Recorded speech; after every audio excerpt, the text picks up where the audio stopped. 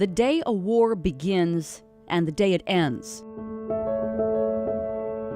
are etched into the history books.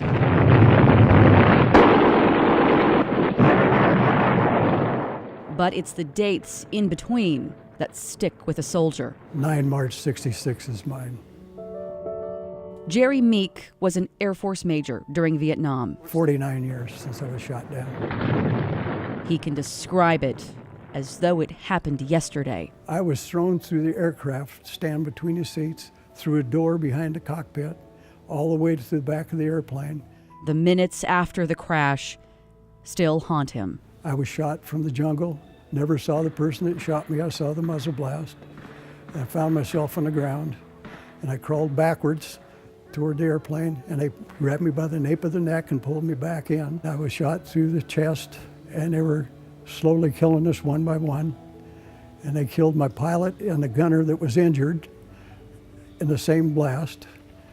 And finally, helicopters come in to pick us up.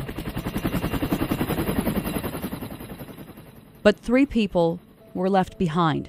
2 had been killed. The third was First Lieutenant Delbert Peterson from Manson, Iowa.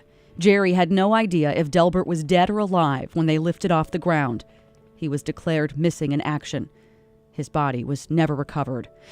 What is certain, part of Jerry's heart is still over in Vietnam with his comrade who never came home. We all have our ghost.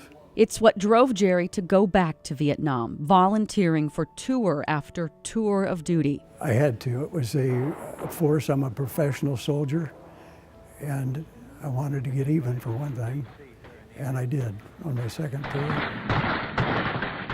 It did cost me a marriage eventually because my wife could never understand why I had to go back. And I got a lot of the hate out of me when I went back for losing all my friends. His duty in combat earned him the Silver Star, and he still has the uniform he was wearing the day he was shot down. This is the jacket that I had on when I was in the jungle at Ashow Valley, and I saw a muzzle blast from the jungle. It's been nearly 50 years since that day, and it's still hard to talk about. Jerry says it's too depressing. Very mad. But you have to speak of it because you don't want people's names to die in vain. And there was a lot of us Iowans over there. I was one of the lucky ones.